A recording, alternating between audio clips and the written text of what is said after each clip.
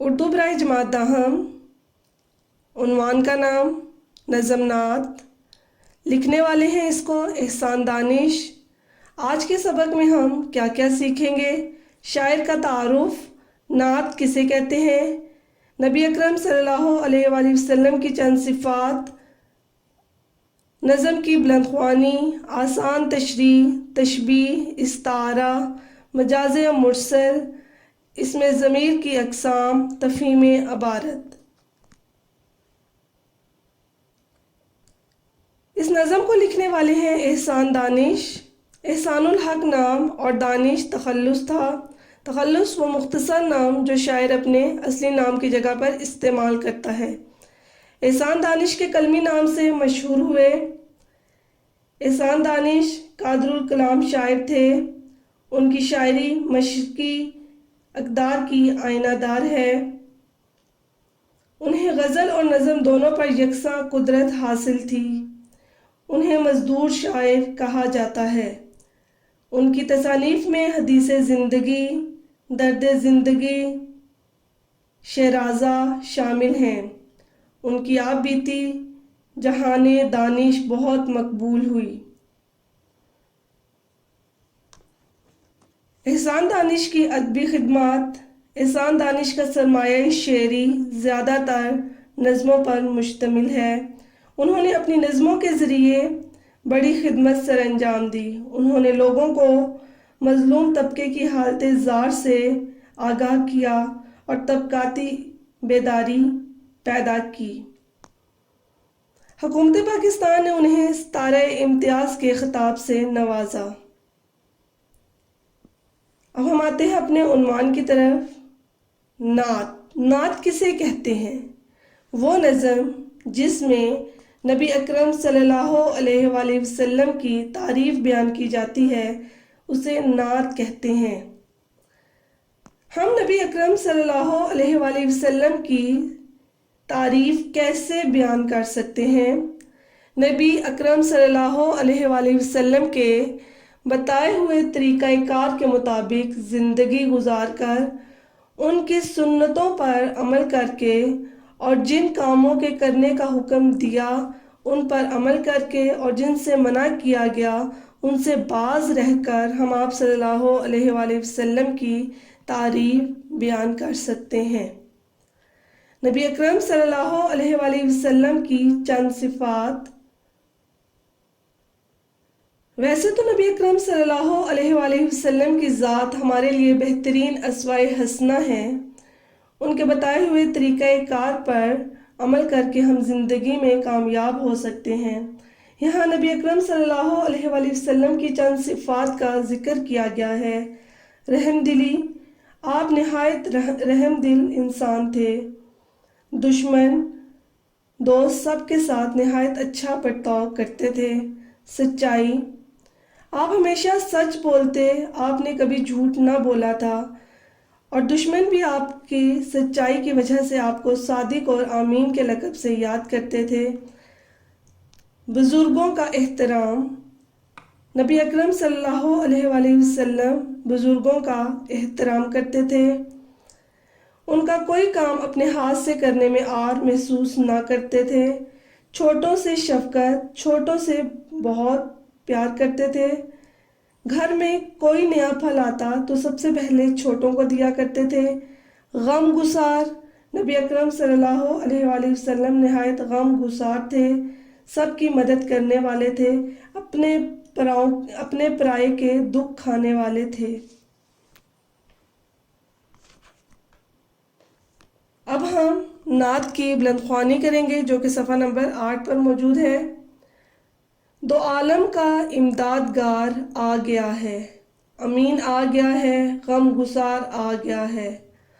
غریبوں کی جان کو، یتیموں کے دل کو سکون ہو گیا ہے، قرار آ گیا ہے۔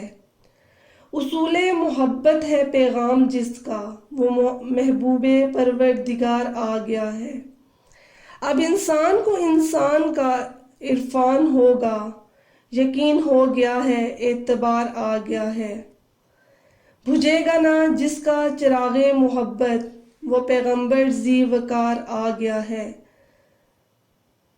زمانے کو اب اپنی منزل مبارک کہ ایک خضر صد راہ گزار آ گیا ہے۔ مشکل الفاظ کے معنی: دو عالم، دونوں جہاں، مراد دنیا اور آخرت۔ امدادگار، مدد کرنے والا۔ امین، امانت دار۔ غم گسار، غم بٹانے والا۔ اصول محبت، محبت کرنے کا طریقہ۔ عرفان، شناخت، پہچان۔ اعتبار، بھروسہ۔ خضر، ایک پیغمبر جن کے متعلق مشہور ہے کہ وہ بھولے بھٹکوں کو راستہ دکھاتے تھے۔ صد، 100۔ ذی وقار، معزز، بلند مرتبے والا۔ اب ہم نظم کی آسان تشریح کریں گے۔ دو عالم کا امدادگار آ گیا ہے، امین آ گیا ہے، غم گسار آ گیا ہے۔ اس شعر میں شاعر کہتے ہیں کہ آپ صلی اللہ علیہ وآلہ وسلم دونوں دنیاؤں میں ہمارے مددگار ہیں، ایک یہ دنیا اور دوسری آخرت کی دنیا جو ہمیشہ رہنے والی ہے۔ اس دنیا میں اللہ تعالیٰ کی امانت یعنی دین اسلام کو آپ نے ہم تک پہنچایا، ہمیں زندگی گزارنے کے طریقے بتائے، ہمیں خیر و شر کی باتوں سے آگاہ کیا۔ دوسرے لفظوں میں آپ نے امت کو بتایا کہ دین کیا ہے اور اس پر کس طرح عمل کرنا ہے۔ آپ صلی اللہ علیہ وآلہ وسلم نے اللہ تعالیٰ کی امانت یعنی قرآن مجید کو بحفاظت ہم تک پہنچانے کا فریضہ سر انجام دیا، لیکن اس کے لیے شرط یہ ہے کہ ہم آپ صلی اللہ علیہ وآلہ وسلم کے امتی ہونے کا حق ادا کریں، آپ صلی اللہ علیہ وآلہ وسلم کی بتائی ہوئی باتوں پر عمل کریں، آپ صلی اللہ علیہ وآلہ وسلم نے جو راستہ ہمیں بتایا ہم اس راستے پر چلیں۔ اللہ تعالیٰ نے قرآن مجید میں ارشاد فرمایا ہے، اور ہم نے آپ صلی اللہ علیہ وآلہ وسلم کو تمام جہانوں کے لیے رحمت بنا کر بھیجا۔ شعر نمبر 2: غریبوں کی جان کو، یتیموں کے دل کو، سکون ہو گیا ہے، قرار آ گیا ہے۔ تشریح: آپ صلی اللہ علیہ وآلہ وسلم کی آمد سے پہلے عرب معاشرہ جہالت کے اندھیروں میں ڈوبا ہوا تھا، جس کی لاٹھی اس کی بھینس کا قانون تھا۔ امیر لوگ تمام برائیوں کے باوجود اپنی دولت کے بل بوتے پر صاحب عزت تھے، غریبوں کا کوئی مددگار نہ تھا۔ اس معاشرے میں غریبوں کی کوئی قدر نہ کرتا تھا۔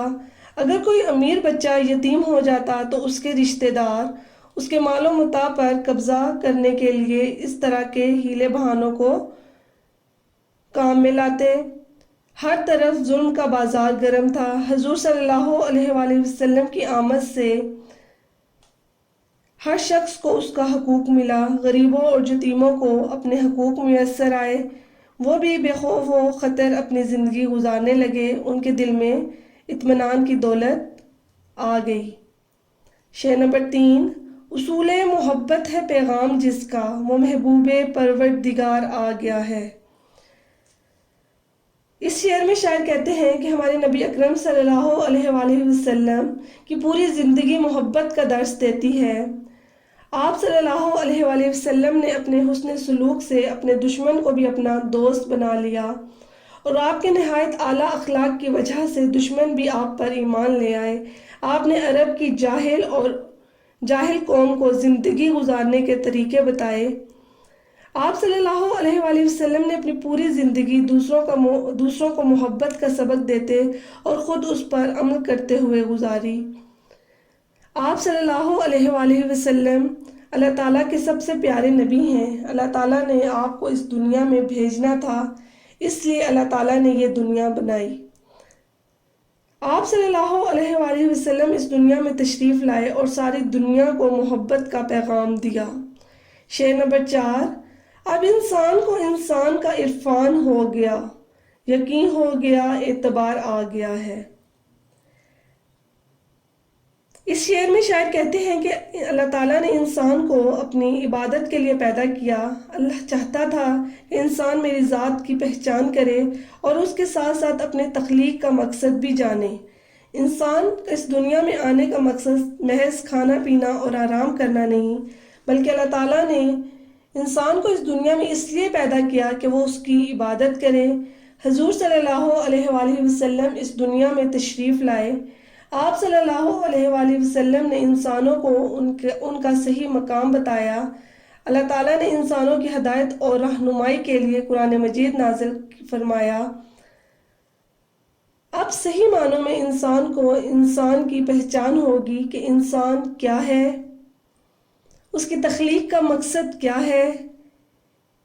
انسان جب اپنے آپ کو پہچانے گا تو اس کو اس دنیا میں آنے کا مقصد بھی معلوم ہوگا۔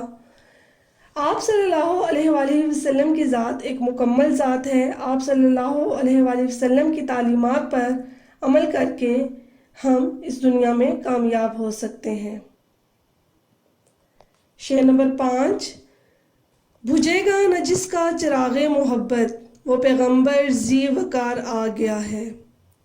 احسان دانش اس شعر میں کہتے ہیں کہ حضرت محمد صلی اللہ علیہ وآلہ وسلم کی آمد سے پہلے عرب کے لوگ گمراہیوں کے اندھیروں میں ڈوبے ہوئے تھے، تو نبی اکرم صلی اللہ علیہ وآلہ وسلم نے اس دنیا میں آ کر محبت کا دیا روشن کیا، وہ کبھی نہیں بجھے گا۔ شاعر کے کہنے کا مطلب یہ ہے کہ نبی اکرم صلی اللہ علیہ وآلہ وسلم نے اسلام کی روشنی سے ساری دنیا کو روشن کر دیا۔ دنیا کے گوشے گوشے میں اسلام کی روشنی پھیل گئی اور یہ روشنی قیامت تک رہے گی۔ اب یہ روشنی بجھ نہیں سکتی اور یہ روشنی دین اسلام کی روشنی ہے، اور حضرت محمد صلی اللہ علیہ وآلہ وسلم اللہ تعالیٰ کے آخری نبی ہیں۔ آپ صلی اللہ علیہ وآلہ وسلم کے بعد نہ تو کوئی نبی آئے گا اور نہ ہی کوئی کتاب نازل ہوگی۔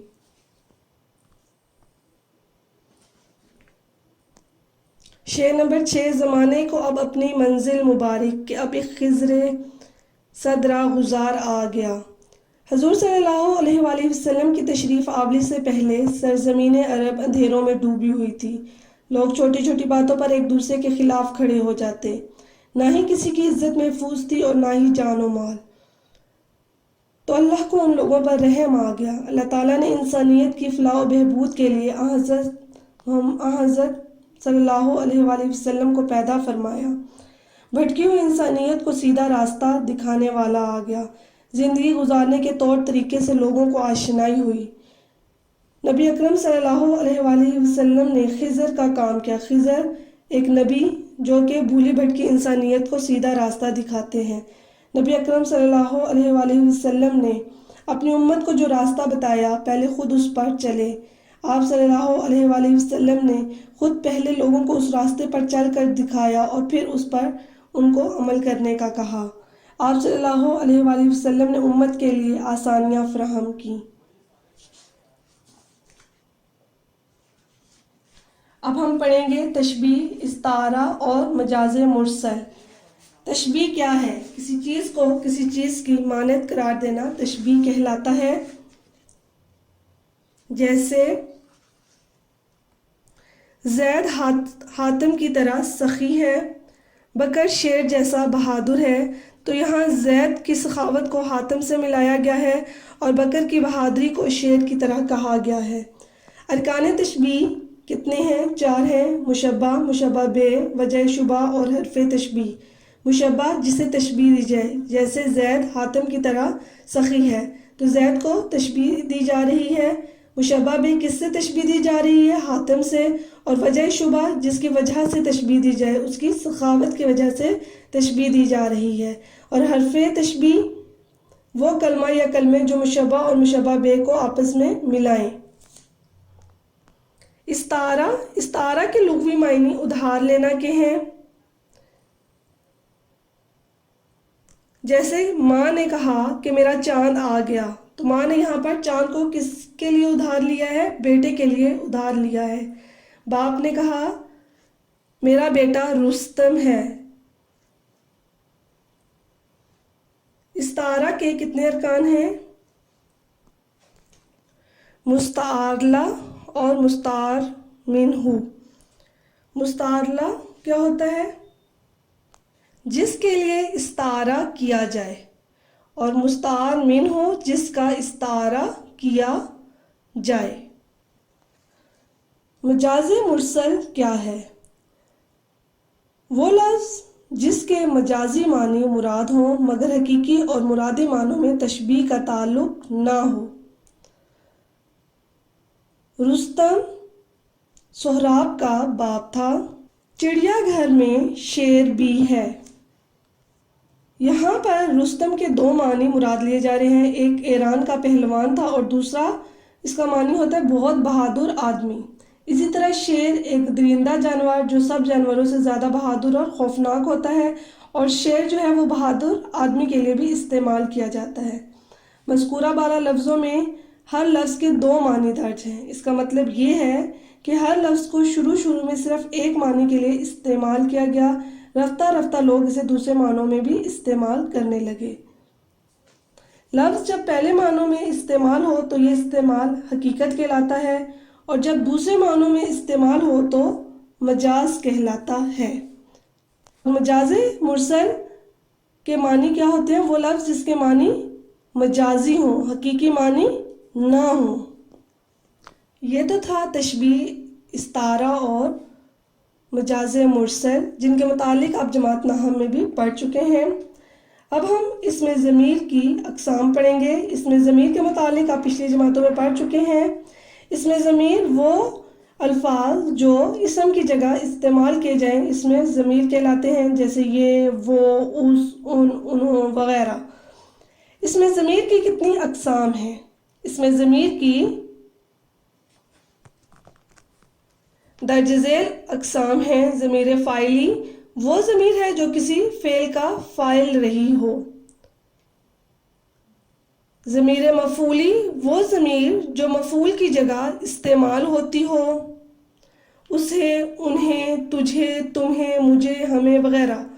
ضمیر اضافی وہ ضمیر جو مضاف الیہ بن کر استعمال ہوئی ہو، جیسے اس کا، ان کا، تیرا، تیری، تمہارا، تمہاری وغیرہ۔